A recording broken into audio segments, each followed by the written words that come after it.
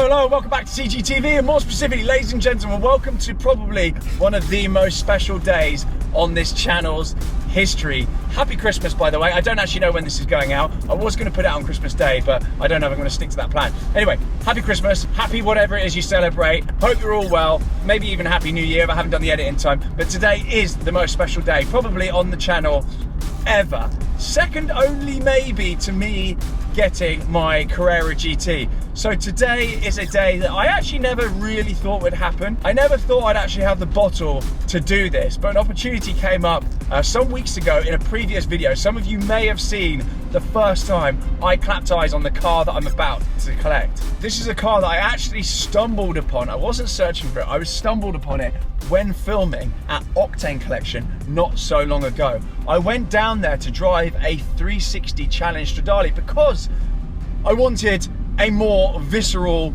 classic Ferrari in the garage. I had the urge for something a little less modern with a Ferrari badge on it in the garage, and I must admit, I went down there to drive the 360 Challenge Stradale, absolutely loved it, that video's on the channel. But when I was there, I stumbled on this car, and when I saw it, I was blown away. Anyway, a number of conversations later with Charles and Dean and the guys at Octane, and we've got a deal done. So the car is paid for. I'm on my way down there in the Defender right now to go and get the thing. I'm gonna have to chuck it in a truck because obviously I'm in a car right now on my own, and I can't split myself into two pieces. So we're gonna go down there anyway. We're gonna get the cover off it, and we're gonna go on a full little tour of what exactly I've bought. As I say, this isn't a car that I ever thought I would be getting into. It's pretty much peak car. It's about as blue chip as it gets. I think as a piece of artwork on wheels, it's unbelievable. It represents a seriously important car in Ferrari's history. It's got arguably the most important engine they've ever made. It's got arguably the most important model designation they've ever made. And it's their first production vehicle with arguably the most famous car designer in the world and the most famous partnership between the two brands, Pininfarina. So it's got a lot of milestones. It's a very important car. It's a very cool car. I think it's absolutely stunning. I'm going to shut my mouth. We're going to get to Octane. The guys from Charles and Dean I think are going to be there as well, and we're going to talk through some of the numbers because I think a lot of you will be quite surprised how, I say affordable, but if you're in this market, great driving, well done. I'll use my crystal ball next time, don't worry about indicators. And we're going to talk numbers when we get there because I think some of you are going to be quite surprised by how, in inverted commas, affordable these cars can be. The residual value on some of these classic Ferraris and some of these sort of blue chip cars are so high that actually the finance on them, particularly the monthly payments, is cheaper than a lot of modern cars. And come 5-10 years down the line when you come out of it, if you ever come out of it, you're going to be in a great place on it. So we're going to get into that with the guy, Kevin, actually, that does my finance. So there's going to be a bit of numbers, there's going to be a classic Ferrari stuff, and we're going to have a little look around Octane because they've got loads of cool stuff. Anyway, let's see there. Here we go then. We've got a familiar car here. I think they've got someone on this, LFA. I've driven that if you want to see the video on the channel. Octane Collection then. I filmed loads and loads of videos here before. So we got a load of lovely Porsches in here. We got a 250 Lusso. This is the best part of 2 million quid. This has just come in. Got Charles and Dean, guys and girls, right there. This has just come in. This is a Lamborghini Murcielago SV right-hand drive in Arancio, something like that, orange, basically pearl orange. Really, really cool car. That's literally just come in. I don't even know that's online yet. What a thing. And if you want my thoroughly unqualified opinion, I think these are going to be a good bet for the future. I see these being the best part of 1 million quid. Not that far away. I think these are very, very good news. Very limited numbers. Don't quote me on exactly how many, but they made sod all of them before Lamborghini started churning out nonsense to all and sundry. That is an unbelievable car. Very, very, very cool. 6.5 litre V12 stuck in the back there. Loads of other beautiful bits in stock here. I actually do want to flag this. This is, believe it or not, just a 997 GT3, but it's had all official Porsche parts to make it look like a GT3 RS Gen 2 like mine. And believe it or not, this thing, let me just squeak through here. I'm wearing Ugg boots today, everyone. Sorry about that. But this thing here looks absolutely incredible. It's done a few miles. I think it's done about 60k, but these things can go around the moon several times. That is around 85k. What a thing for 85 grand. That looks so, so good. As I say, all official Porsche parts. So cool. Exactly the same wheels and everything as mine. Let's see if it's open. Yes. Look at that. As a car to have the time of your life in, honking around, that is unreal for 85. It's rich. XJR15, seen that before. These are coming back, and now Jag are doing, Jag are doing what Jag are doing. We're not going to get into that. I think these things will be cool. One of the first proper cars I ever went in as a kid, my uncle, my godfather actually at the time, had one of these. I don't think it was the fancy one with the spoiler, but he had one of these, and I remember me and my brother crammed in the back, just having the time of our lives driving around Richmond Park. We've got two Carrera GTs here. We've got a 997.1 GT3 RS. Again, a very good bet for the future and a fantastic amount of cash. I'd be in one of those instead of a 991 point whatever it is GT3. Now the Carrera GT here. I think one of these has just come back from Reading. I can't remember which one it is. Both metallic black, as you do. I think one is for sale, not both. We've also got Fast Classics here as well. I'm whizzing around these because I've been here so many times before, and I think you've pretty much seen, oh, that is so sick. I love a classic Beamer. Oh, we got Lotus Carlton back there. Chaos. These were the ultimate like bank robbery car back in the day. Not that I would know. A, I was too young, and B, bank robbery is not really my thing. Might have to be soon. Absolutely fresh 997 turbo. So only got a few thousand miles on it, if that, I think. Probably the nicest 997 turbo you're ever likely to find. Manual as well, of course. That's with Millennium Heroes. So you've got Millennium Heroes here, Fast Classics, and you've also obviously got Octane Collection as well. Oh my goodness. Sick. It's all going on here. And seeing this as well reminds me, I was having a chat with my mate the other day. 599s are incredible value for money. They look so good, and particularly the HGT, the handling GTE pack, which this one has got. You can tell because it's got bucket seats in there, and you've also got the split rims as well. And it also says handling GTE on the seats. I think just the standard car though is an absolute wafter. Great bits of kit. And I am tempted to buy a Scotty automatic one of these and do a manual conversion, because I don't think it costs crazy money to do a manual conversion. Who knows? So we've got Kev here. Hello, Kev. Many of you will recognise Kev from Charles and Dean. Have you been in any of Archie's videos? A few, yeah. You've been in Archie's videos. So if you're awful enough to watch Archie's channel, you would have seen this gentleman here. I'm joking, I like Archie. His channel's amazing. We're going to get the cover off this, but we're going to talk to you in a second about numbers, aren't we? We're going to talk through how someone like me has managed to afford something like this and what people should look for if they're buying a car like this. Right, covers off. We can already see some of it. Right, if I put off a headlamp, that's not on me. Okay, we've got video evidence.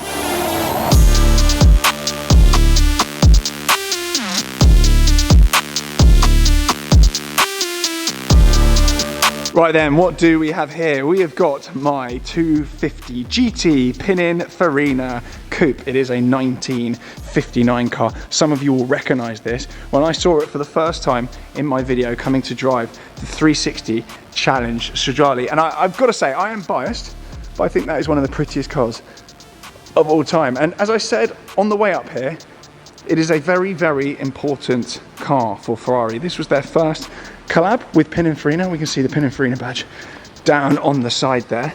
And as we all know, they were making cars alongside Pininfarina, with Pininfarina doing the coachwork for many years, decades and decades, with that partnership ending after the F12, FF and 458. And the most exciting thing about this car, I think, quite possibly, not only the fact that it's a 250, but it's got that V12 Colombo in the front, which we're going to go and see in a second. But this particular vehicle has had absolutely everything done to it. It's a Classic A car. It's all matching. The history file is absolutely unbelievable. And in another video, I'm going to go through it and the history of this car, because it's had some famous owners. It's had a very interesting life.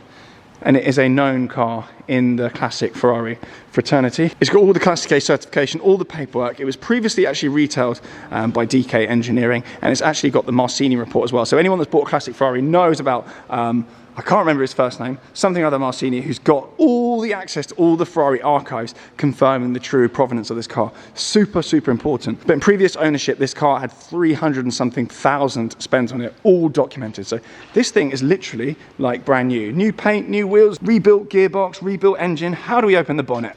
So we got the handbrake here, and we got the bonnet released. Here we go. I think it folds up from this way. Here we go.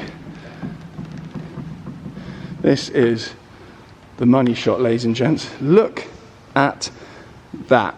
So as I said, the engine's been completely rebuilt, and that is the famous V12 Colombo engine, the same engine that you find in a 250 GTO, which we all know are worth 50 odd million quid. Oh, that stands up like that.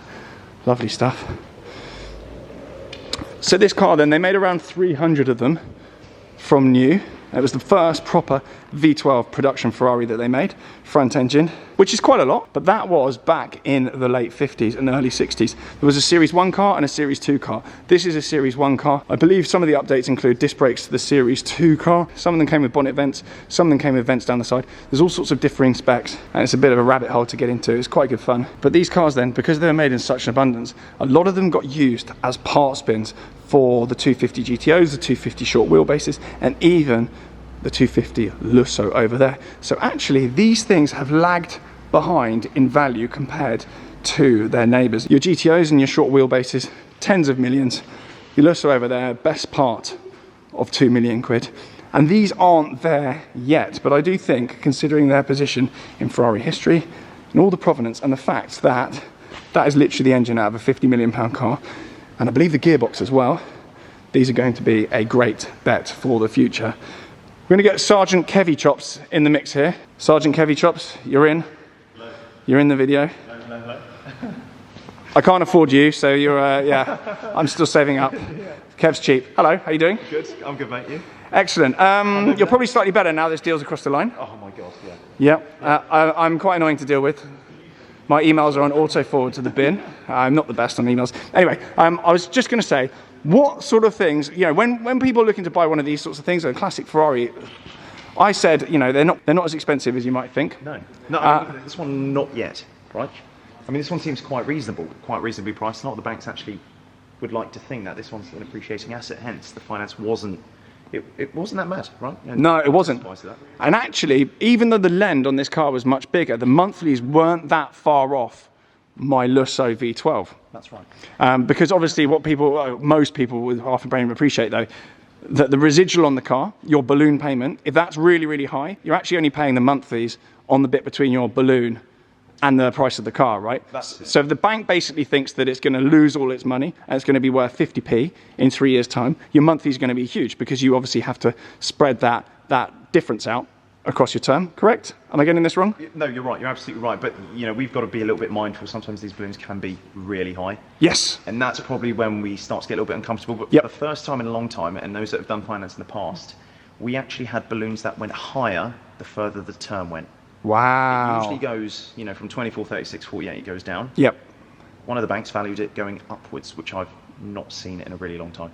So again with the Carrera GT as well, obviously massive lend. The residuals on that, obviously there are, you know, in days gone by there have been some places that would just put an unnecessarily high residual on a car, which can completely screw people on the way down. Correct. So you know, if you bought a brand new 750S and you had a residual of basically what it cost new, you're going to get screwed on the way out because obviously you're in negative equity, and that's not a place you want to be in. So you do have to be mindful of that. But there's something like this that has been basically backed by the bank that it's actually probably not going to lose money. That is about as blue chip as it gets, and I think a really sensible place if you want to start in classic Ferrari ownership. Not a bad bet. So yeah, and the banks tend to like this sort of stuff, as opposed to if I went in and said I want a brand new SF90 at retail price. Well, I don't know. It's going to be more. It's a more tricky conversation. A brand new SF90. No, banks much prefer this. I mean, look, the pedigree cars, anything that's classic A certified, you know, you've got a file pack. That's probably what the size of that. Yeah. It's a Ferrari. Yep. You know, classic Porsche, classic Ferrari, some of the classic Lambos. It's always going to do well. Yeah, you buy the right car from the right dealer as well, because Otherwise, massively. Yeah. if you buy from a dealer, you can actually almost just buy the seller a lot of the time on these things because they don't want to be retailing guff.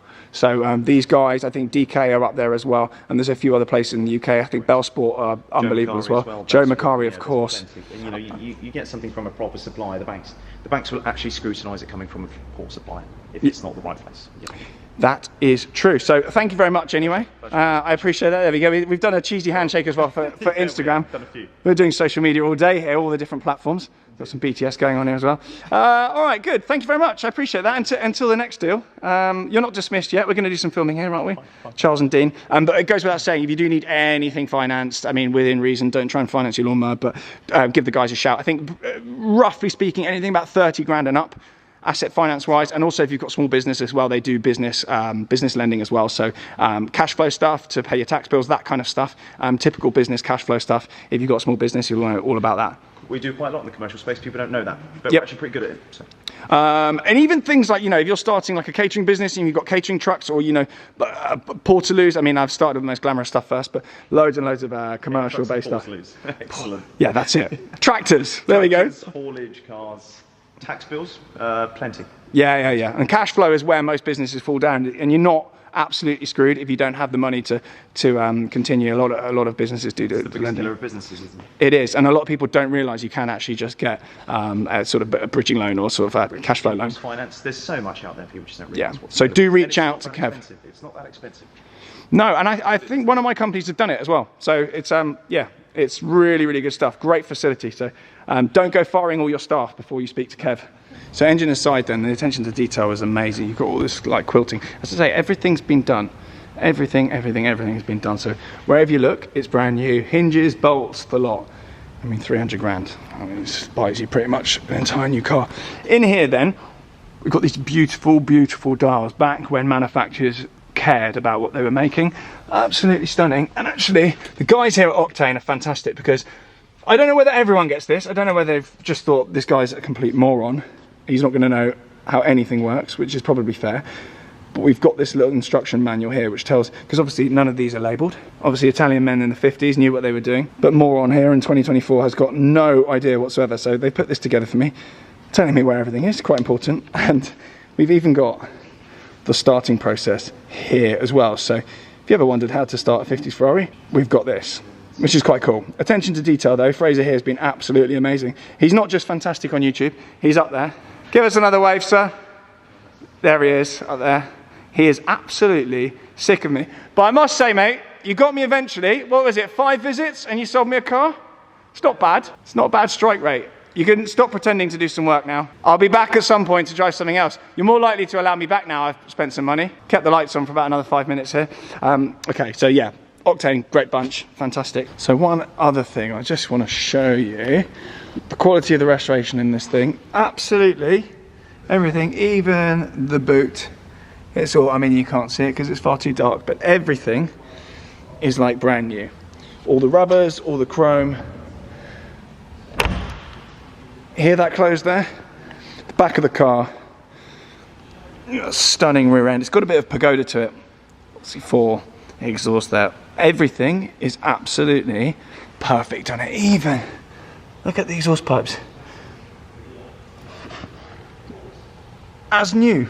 It's ridiculous. It's absolutely ridiculous. I've never seen anything like it. And whilst we're at the back here as well, I have just bought a new plate for the car, so that is a little surprise. I'm currently trying to find somewhere that does exact same dimensions plates as are on it already. We're obviously going to go black and silver metal press, which is completely legal on these for a change on my cars. But I've got a really special number plate coming for this. I've spent a few quid on it, and that'll be coming very, very soon once the V5 lands in my name. But full startup, first drive, the whole lot, coming very soon. You know me, I like to drag things out on this channel. I'm sure there'll be a boatload of ads on it as well. But for now, this is my 250 GT Pininfarina Coupe. Thank you very much for watching. Happy Christmas if it hasn't already happened, and I'll see you all very, very soon. Ciao.